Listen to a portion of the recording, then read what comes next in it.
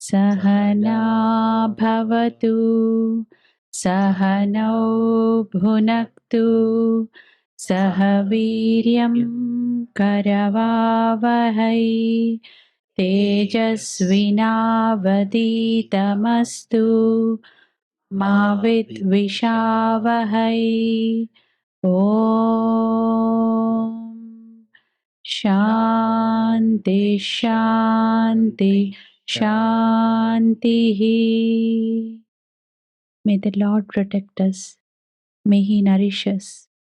May we acquire the capacity to study and understand the scriptures.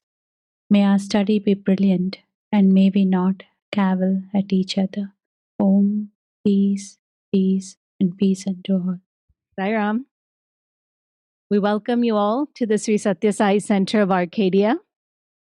And a very warm and special welcome to Sister Surekha Vasant. She is our special speaker tonight. She is the president of the Simi Valley Sai Center. And also a special welcome to Sister Padma Mantri Pregada, who is the Seva coordinator, service coordinator for the Simi Valley Sai Center. And we welcome everyone online who is joining us for the first time. Sai Ram. I will introduce our speaker for tonight, and she will enlighten us with her words of wisdom. Mrs. Surekha Vasant came to Bhagavan Sri Sathya Sai Baba in 1976 and visited Swami for the first time in 1979. She attended the Anantapur Sathya Sai Women's College campus for 11th and 12th grade with a full scholarship from Bhagavan. Surekha and her husband Vasant hosted the Sri Sathya Sai Center of Ventura from 1990 to 2002 at their home. She also helped to edit, format, and publish the bhajan book for Region 8 of the Sri Sathya Sai International Organization, USA. She led the women's young adult group for Sai centers in Ventura and Santa Barbara counties. After graduating with a master's in public health, Surekha worked for a non-profit agency for over a decade, implementing community-based health education programs in Los Angeles. She is the president of the Sri Sathya Sai Center of Simi Valley and hosts the center at her home. In 2022, Sister Surekha was selected to be the Region 8 Women's Coordinator. Let us all welcome Sister Surekha. Sai Ram. My most humble and loving pranams at the divine lotus feet of Bhagavan Sri Sathya Sai Baba. Swami, please speak through me. Sai Ram, Sai family. I would say Sai family because I've been here before many times. And auntie and uncle's house are our own house and our own family. You're all my family, Sai family. Because Sai family is closer to our heart than sometimes our own families. So thank you all for being here and giving me this opportunity to share, not my wisdom, but few words with you. The goal for today is that as regional women's group coordinator, I wanted to visit each center, meet everyone in person, and introduce myself and ask for your kind cooperation with the women's group. So may Swami make that a success.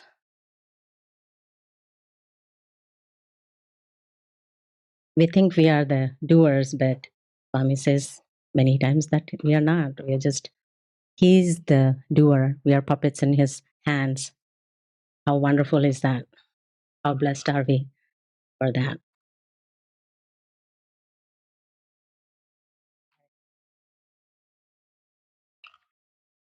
I want to ask you all a question. How many of you know when Swami started the women's wing in Sathya Seva organization? Anybody know the year when Swami started it? No? Okay. You can go to the next. It was in 1969, believe it or not. Oh, aunties, good. Yeah, 1969.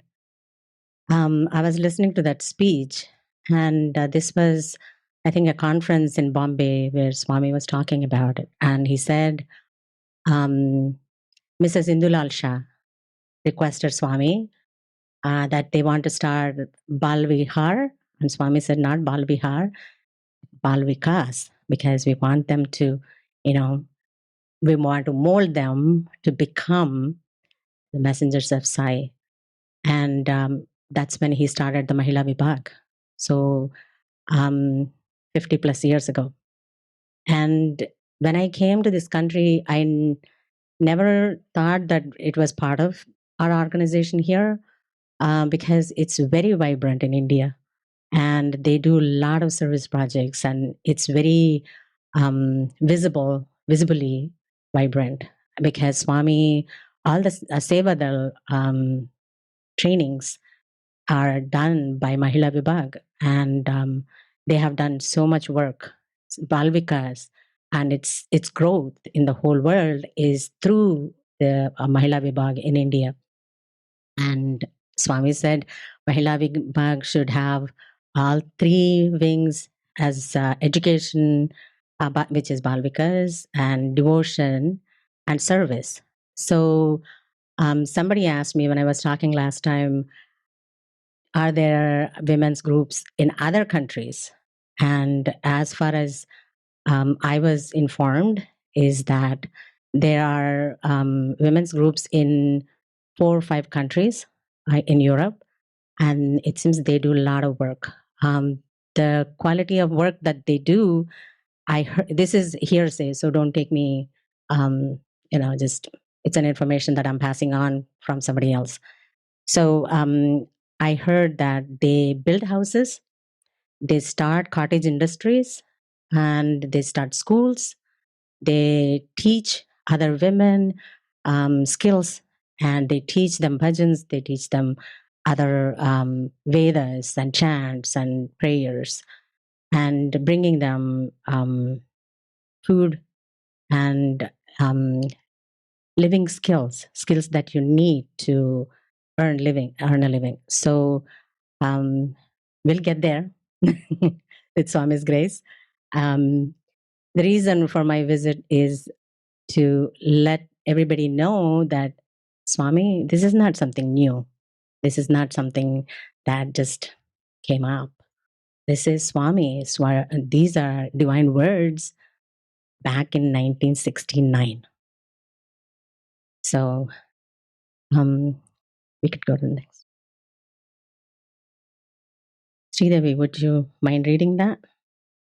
The scriptures have ascribed 7 virtues to women as a class: Satya, truth; Prema, love; Dharma, righteousness; Shanti, peace; Sahana, tolerance; Ananda, bliss; Swanubhuti, spirituality.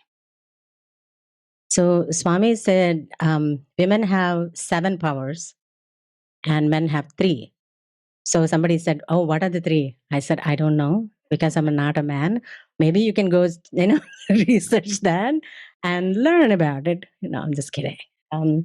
So Swami says, Swami always put women at a higher, level spiritually. And he always used to tell us as students, he says, with my girls, they'll bring their husbands.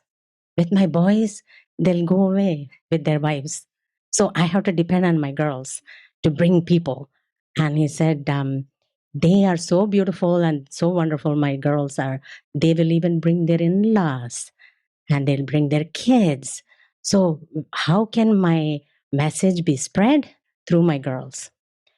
We used to, I went to Swami school for 2 years, and we used to see, we all noticed this, right, ladies? Swami spending a lot of time on the veranda, a lot of interviews for the boys, and a lot of stuff for the boys, and a lot of stuff with men groups and all that. And one time we thought, what is this? Swami came over. We came with our Anantapur college group, and Swami came over. Swami said, Swami, you never spend any time with us. What is this, Swami? You don't love us or anything, because you always with the boys, and we don't get any time with you. And he said, the difference between you and them, he said, if I rope you in once, I don't have to look back, because whatever comes, you're going to stick to my feet. You're not going to go anywhere. But with boys, they are the monkey mind. They always jump here and there. If I don't give them that much attention, it's easy for them to go into worldly pursuits. And I can vouch for that. Unfortunately, I can vouch for that, because I've seen Swami college boys and Swami college girls, and the difference. I'm not saying this because girls are so great, but these are Swami's words. So we have to take it as Vedam. Swami's word is what Swami is. So let's talk about the women's group. Next. For much that has been achieved by the SSSIO organization, the credit goes to the women workers. They have done good service. There should be all the 3 wings in the women's section also: spiritual, educational, and service desire, that they should engage themselves in all 3 activities. In the SSSIO Women's Organization, instead of competition for office, there should be concentration on duties. There should be no room for bossism. All are sevaks in the Sai fold. So Swami is very clear. We think we are in charge of something, but no, we are not. We are given the opportunity to serve Swami, and Swami says the higher you go, the lower you should bend. Because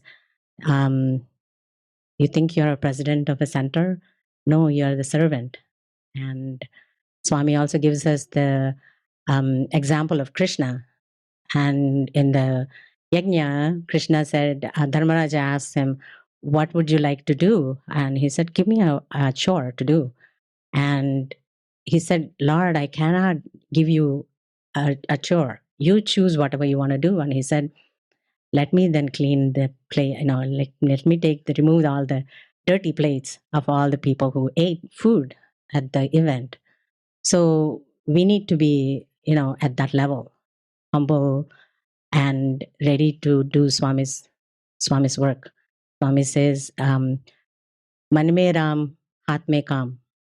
So think about Swami and do his mission. So Swami also says,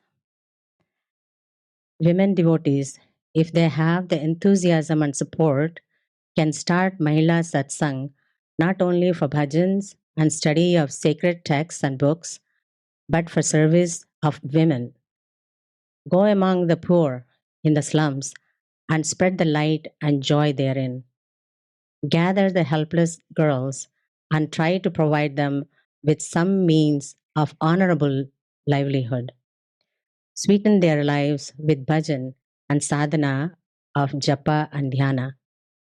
Inculcate in them the prayer habit that will cleanse the mind of all impurities and make God shine in his full splendor. So people say, well, we don't have slums here. This is Swami is talking about India. That's not really true because we have the homeless population, which is increasing every day, especially after COVID.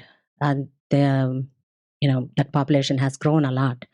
When I was working in LA County, we saw a lot of homeless people. We used to go do a homeless count for census, and people who are living in their cars, people living in their RVs, people sleeping on the. We think people who are homeless are sleeping on the street. No, they are homeless children, homeless students, and they live in RVs, they live in motels, they live in their cars, and so there is a lot that can be done as service to people. So women's wing in the US, I want to, a lot of people have this idea that women's wing and peer enrichment are the one and the same. So I want to explain the difference between the women's wing and peer enrichment group. So women's wing, which was started by Swami many 50 years ago, there is a women's coordinator for each region. So our country has 10 regions and we have 10 regional coordinators. And we have a national coordinator who's, we have had a workshop at the conference, Lakshmi Vyakaran. She is our national coordinator. And who is part of this group? Well, all women in the region, including SSE Group 4 girls. And what do? We do devotional programs, service activities, and we run Balvikas as well. We are what are the activities that we do? What are we, what are the expectations from a region? Is that we do devotional programs, again, service projects, and participate in the national and regional initiative like reading Sai literature. This year, actually, we did Tapovanam. We had 18 women who would read one chapter each. And we all read, 18 of us read Tapovanam, the full book each week. We did that for 18 weeks. And then now nationally, all the regional coordinators, we are reading Satyam Shivam Sundaram starting last year, December. So that's a Parayana. That's what we do. And we have women's retreat once a year, which is coming up December 9th. Please sign up for it if you haven't already. And then we have social events such as satsangs, picnics, and other activities, and support the region by getting involved in regional activities. And like we supported international conference. So half the work was done by women, the other half was done by men. So both are equally involved and contributed to the success of the international conference. And encourage other women. What I would like to start doing is encourage women speakers. Most of the time we hear men speaking, and there are few women who speak, but most women don't want to speak. They want to sit back and let them do it. I'm not good at it, or I'm too shy, whatever it is. I'm going to call on you to come and speak at women's events, because women are, as Swami said, they're Shakti. And you have all the power you don't think you have. You have we have hundreds of people in our region who are extremely talented and extremely able and have all that they need to do Swami's work. So we're going to start speaker series where we want different people to start sharing at least for 10 minutes and then move on to speaking for longer periods and encourage them. And, because each one of us have many Swami stories to tell. Unless you share it with others, how would anybody know Swami's glory? Swami's glory is by Shravanam, right? We listen to Swami and we feel like we're sitting at his feet. So we want to encourage as many women speakers as possible in our region. And next time you will be sitting here and I'll be listening to you.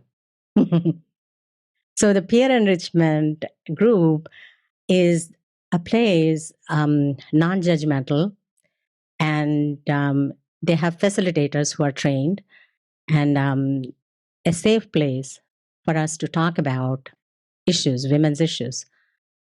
Somebody said women are from Mars and men are from Venus, or that vice versa. So that is so true. Even though we are husband and wife, our way of following Swami's teachings are different. Our way of believing, our way of prayer are very different.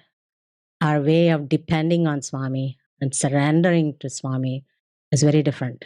So this group is a place for us to get together and be free, be non-judgmental to each other. And it's not in Swami says it's not enough to provide somebody with food and clothing. The main thing is to provide a place for spiritual sadhana. Swami came to establish the Sanatana Dharma on earth. So how do we do that? By running centers. Why do we run centers? Because this is a place where it's a loving, supportive place where you can feel comfortable and feel like you're part of a family and share your pluses and minuses, your positive and negative, without being judged, with understanding, with compassion, with empathy. So, and with a lot of love, Sai love. So, peer enrichment group is, a place for women for that. So that's the difference. So we had our first women's Region 8 meeting September of last year. So when we were talking, there were about 30 plus people on the call, and the ideas, I said, open up and please give me ideas as to what you want to do. Swami says, right, I give you a little, something so that you get attracted and you come to me and then you hold on to them. So I asked them, what would you like to do in our region? So that way you have the interest in participating. You have you own it. If you don't own it, you don't feel like you're part of something. So my belief is you always have to open up and say, this is your center. You're responsible for this center. The success of this center, it's yours. Then people get motivated and they feel like, okay, I belong here and this is where I can blossom. So talking about that, then we came up with a list of 30 plus ideas. These are a few of them. Reading Sai literature, we started that this year. Satsangs, we are doing monthly meetings, and they are on Zoom every third Sunday from 2:30 to 3:30. So please join the meetings. They're enriching. And then speaker series, as I mentioned before. And this is not just soul. Yeah, spirituality is food for the soul, but we need food for our minds and our hearts. And so we want to have picnics where we can just get together and have fun, because Swami is fun. Swami is so much joy and fun, and he makes you laugh, and he laughs a lot, and so he's the embodiment of happiness, bliss. So we should be as happy and participate in picnics and other things. And we want to also teach Vedam, which we started this month. We are having a Zoom class for Vedam, starting with Ganesha Atharva Sirsham. And then we want to learn English bhajans and other language bhajans. We are in the States. So, and Swami says, when you're in Rome, be a Roman type of thing. So we should always find a way to bring the best of both worlds together and make everybody feel like they are home. So for that reason, I want to encourage people to learn English bhajans, because when we started the center in Ventura, Vasant, me and my husband were the only Indians. The rest of them were all Americans. So we learned English bhajans. We used to sing half and half, English bhajans and half, and they love Sanskrit bhajans. So they used to sing Sanskrit. We learned English ones and sang, and we learned Spanish bhajans. We learned Hebrew bhajans, and we sang in those languages, and that made them feel like they're part of it. So that's one of the goals. And also, I've heard from many sisters that they want to know the prayers of other religions. So when we do, like, for example, at our international conference, every session started with a Sarvadharma prayer. So that time only few of them leaded that prayer. But next time when we have an international conference, I want the whole region 8 to sing that.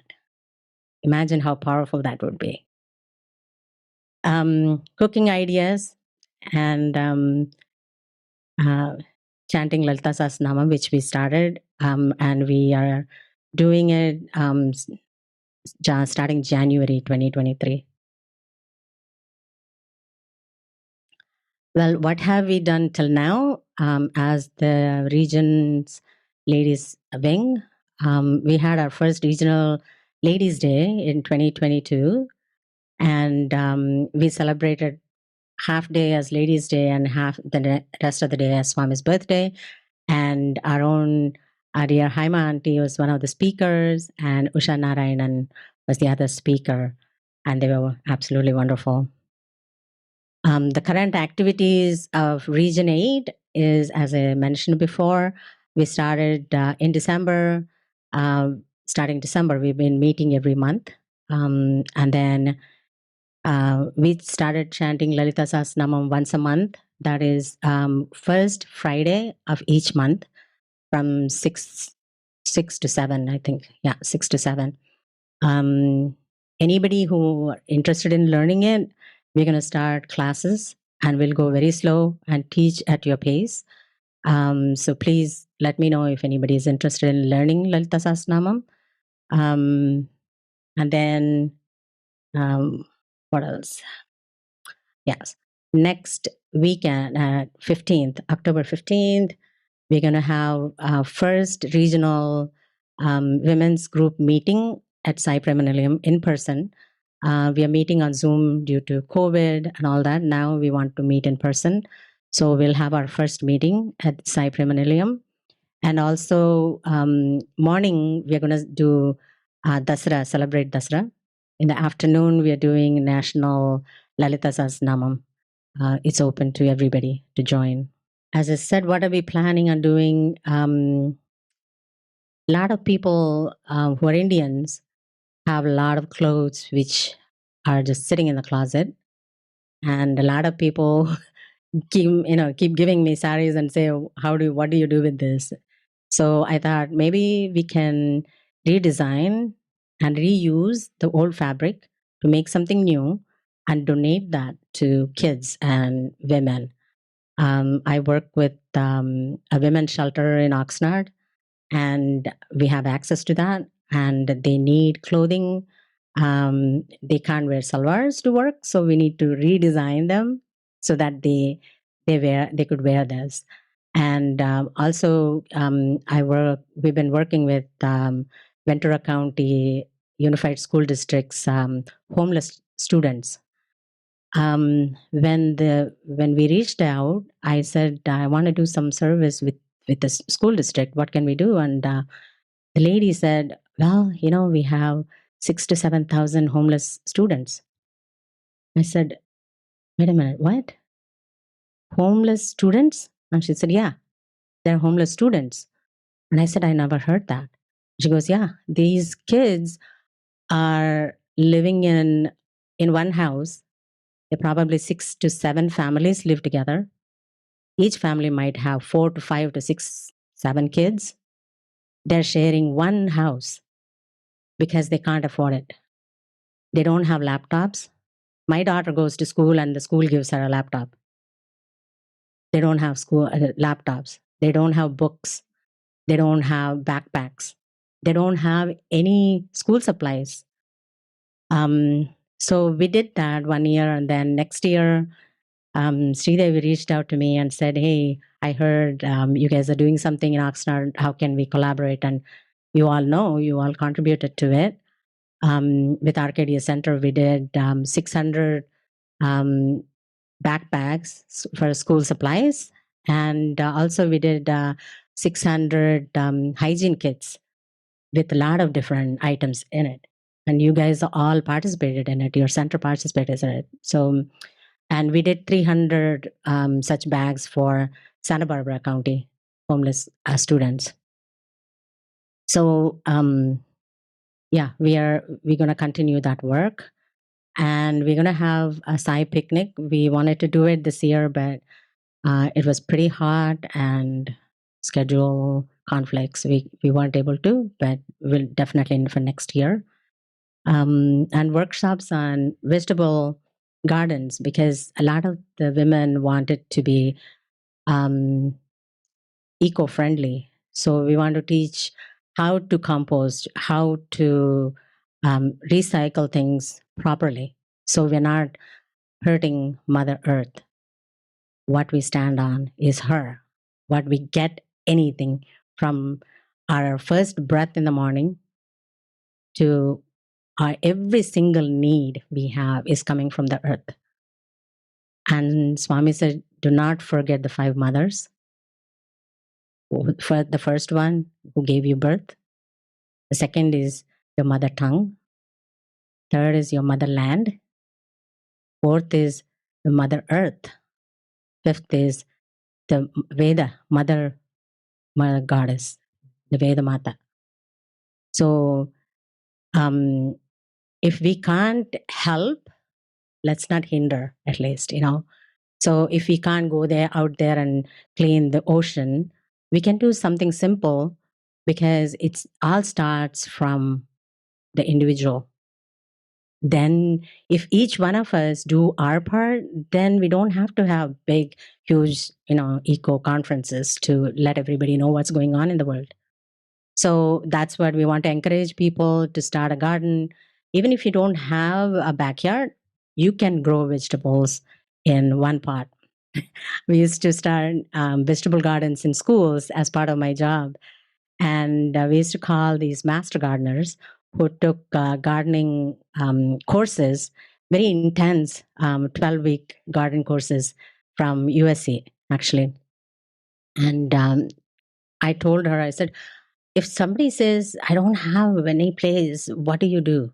She said, honey, you can grow carrots at the bottom and tomatoes on top. And I said, huh? Okay. So there are so many things that we don't know. And we can be educated and we can get better. As Swami says, when you come to me, you become better Hindu, better Christian, better Muslim, because you start understanding what Swami is telling us. Because I never knew about, Indian rituals.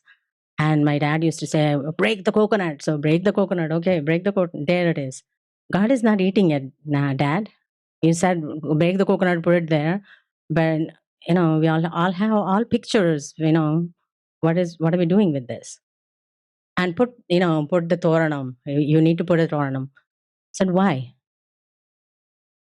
And you have to give Arati. Why? Why is it part of that? And Swami, after coming to Swami, everything made sense. Every single thing made sense. I never liked Rama as a kid. I used to, my favorite god is Ganesha. That's my absolute favorite god. Next was Krishna, till I came to Swami. Of course, Swami is about everything now. I go to a temple and say Sai Ram, Sai Ram, Sai Ram. We all do that, right? So I never liked Rama because I thought Rama sent his wife away, when she was pregnant. Rama, killed these people from behind a tree.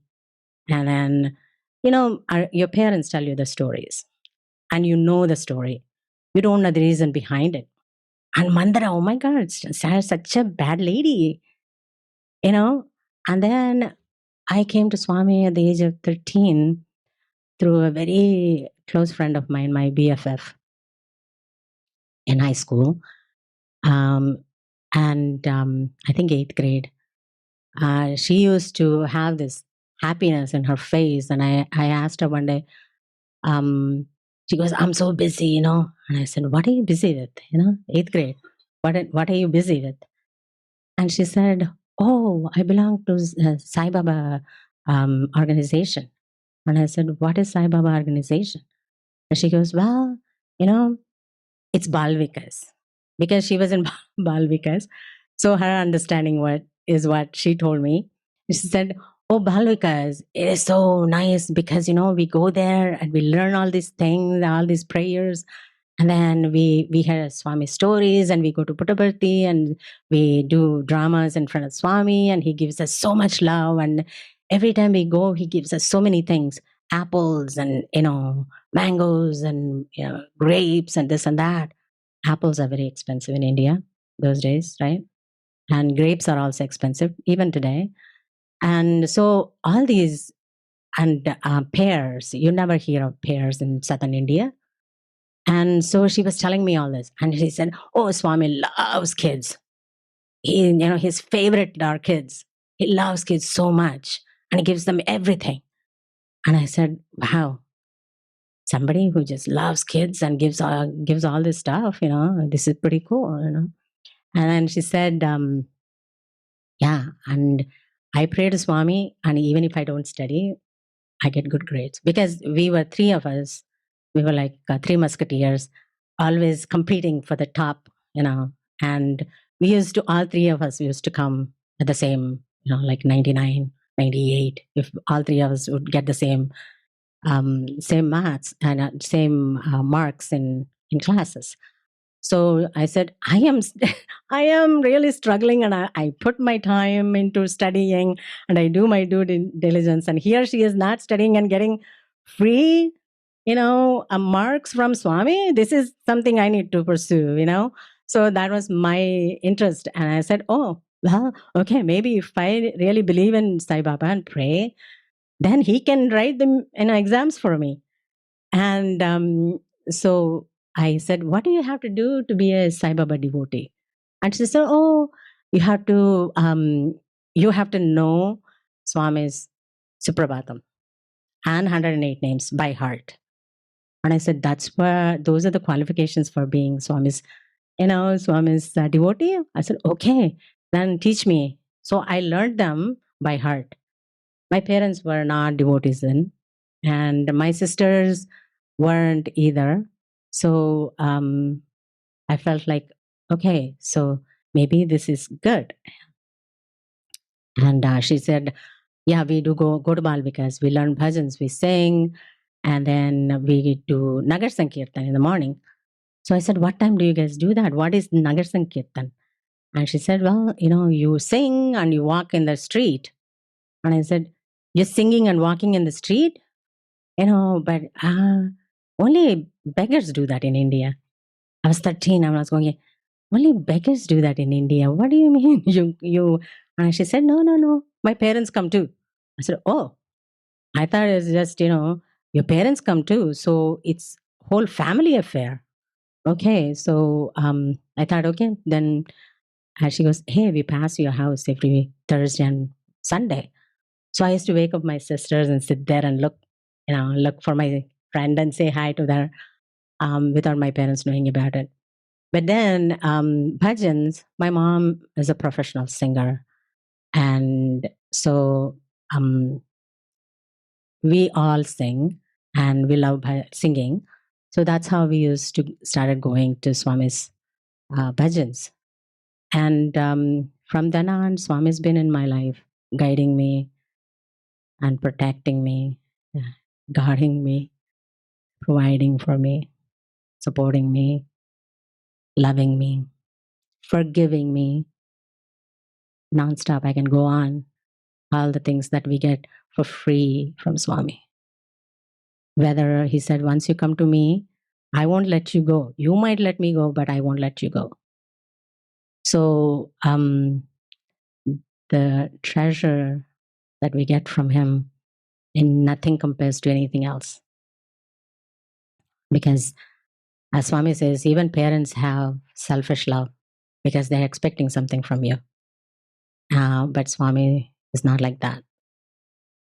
So my journey continues, and the guidance comes.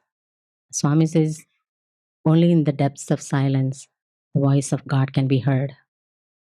So if we and close your mouth, open your mind, open your heart.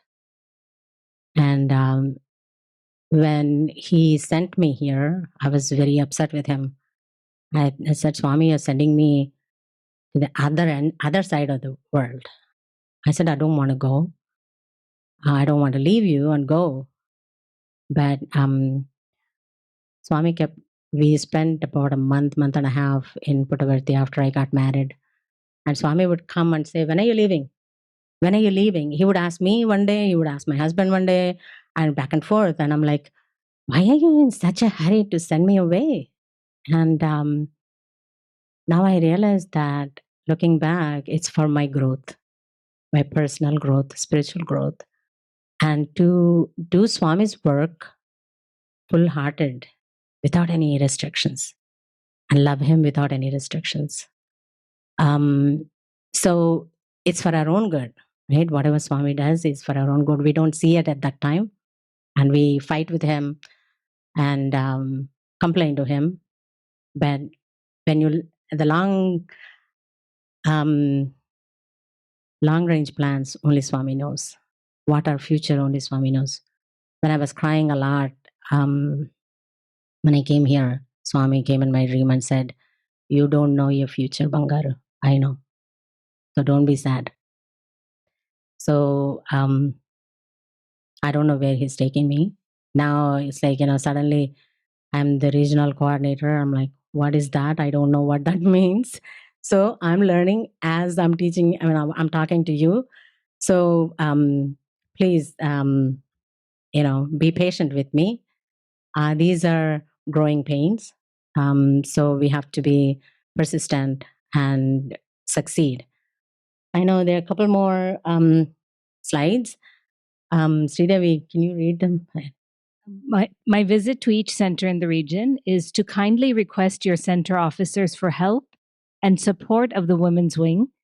Kindly request all women officers in the center to participate in the monthly Women's Wing meetings and take an active part in encouraging other women in the center to join in the activities planned by the regional coordinator with the help of other women in the region, and to kindly designate one person from your center who can be a liaison between me, the regional coordinator, and the center. This person will be my contact person. All the Women's Wing communication will be passed on to the centers through the center women's representative. Good. Next.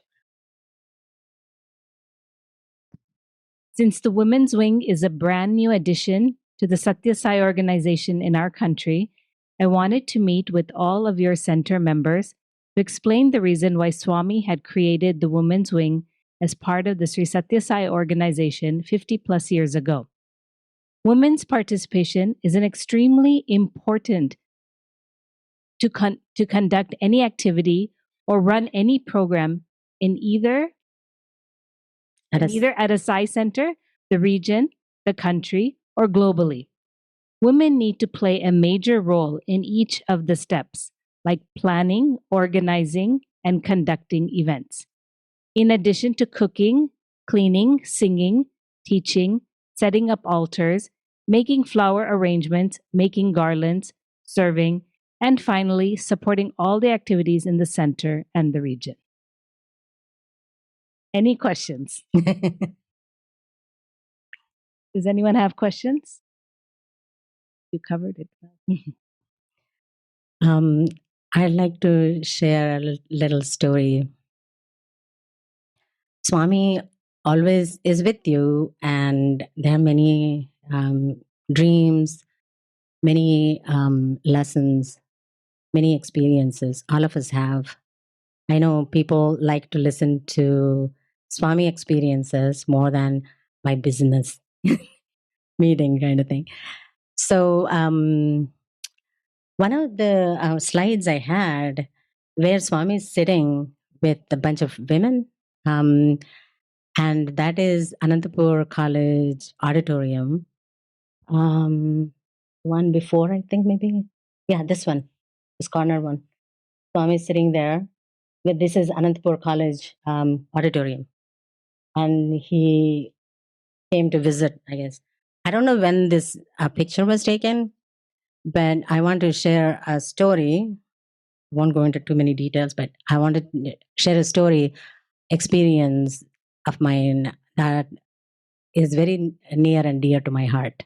You have a lot of experiences, but some just, put an imprint in your mind. This one, I was in the 11th grade, and we kept asking Swami to come to the hostel. Swami, please come and visit us. Please come and visit us. Every time we went, we were just, really praying and pleading and begging and all kinds of things. And one day, Swami called, and we used to have only one phone centrally located. So whoever got a phone call from their parents would be called out, and then they would come and speak to their parents. But we didn't care about all of those things. Anytime they said phone call, we would all run and wait to hear where it's coming from. This one time, they said phone call, and then we all ran and we were waiting. And it's from Puttaparthi. We ran down. Our warden used to say, no running girls. And but we just ran down. We just group of us just in the, surrounded her. And the conversation, after conversation, she says, Swami is coming. Oh my God, Swami is coming. When is he coming? Day after tomorrow. So 2 days, he gave us 2 days of time. We're like, oh my God, what are we supposed to do? We need to cook for Swami.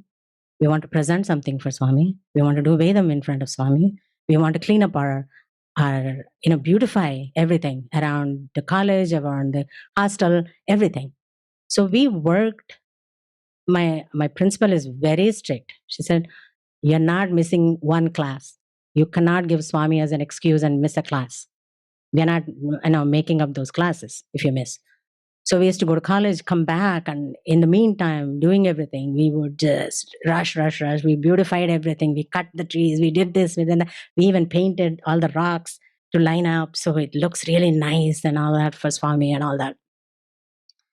So I used to sing, and I never learned to dance, but I used to just pick it up. Dance is very, very close to my heart. I wanted to become a dancer. My dad said no.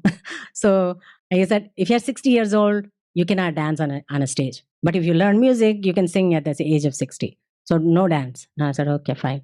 So they called some girls. They said, go to the college, to the big, hall we had, and we're going to come up with something to present in front of Swami. So I went there among other seniors and everything.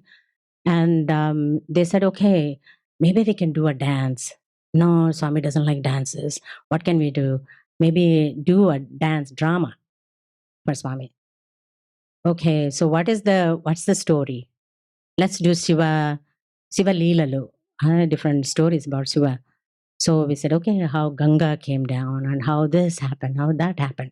So we'll have different sections, and we chose the music and all that. And then they were teaching the dance. There were two girls who did Bharatanatyam, and they were very, very good.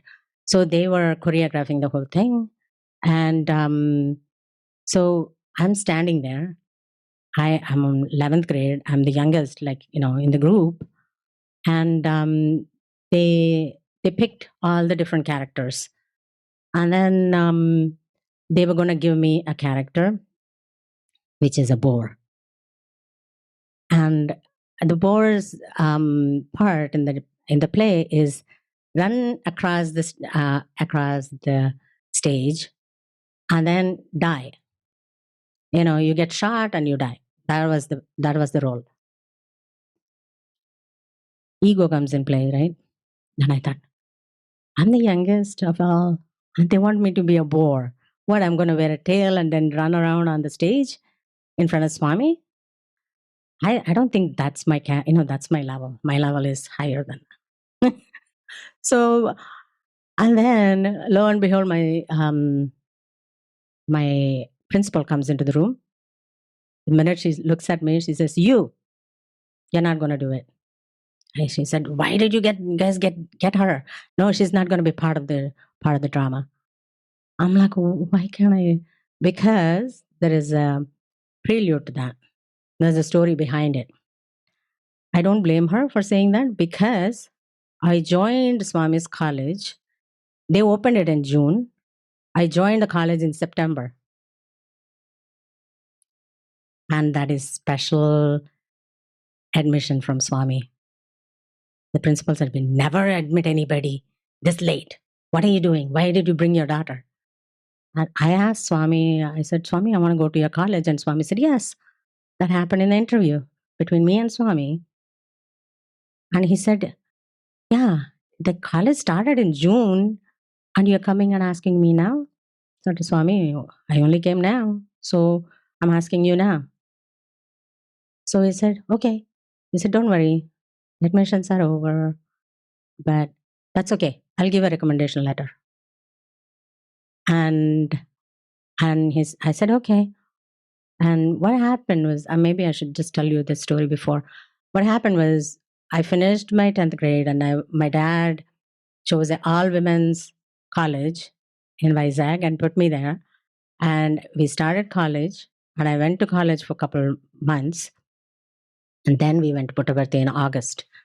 And Swami called us for an interview. And in the interview, I just said, Swami, I want to go to your Anantapur. That seed was put in my mind by my best friend, because she always used to say, I want to go to Swami's college because that is that's like ultimate. That's like heaven, and that's where I heard it. I didn't know that Anantapur existed. The college, Swami's college, existed before that. So I said, oh, that. And then Swami made it happen. Swami made my speech come out.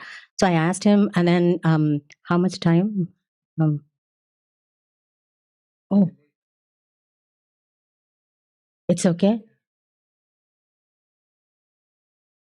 Oh, anyway, I ended up in Swami's college. So she's strict about that. So I went back to my room. I was crying. And I first blamed Swami. Then I got very angry with Swami. I said, you don't love me. Then I looked back and I thought about it and I said, no, I'm sorry, Swami. Apology. Next stage. And then next stage is surrender. And I said, only you can change, if anything. And next morning, they called me and said, the girl who we chose as Arjuna is not able to do it. So you have to do it. Can you do it? I said, one day. I said, yeah, I can do it. And I was Arjuna fighting with Shiva. And I was the one who was killing the boar this time. And after that, Swami just came up to the stage with such lightning speed. with such love. And his face was just, like so happy, big smile with his arms extended. And he was literally running to me. And I turned around, saw Swami come. I was shocked completely. And I ran to him on the stage. And we both held our hands. And Swami said, "Oh, you did such a great job, Bangaru. So, so, so, so happy, so happy. Very happy, very happy. Da. Photo తీసుకుందాందా." And he said, "Let's take a picture." And then he literally held my hand and took me. We took a picture with Swami. But yeah, Swami is always there, guiding and giving us, even if we cry. So thank you very much. I'm sorry I went over the time. Thank you. My apologies for running late.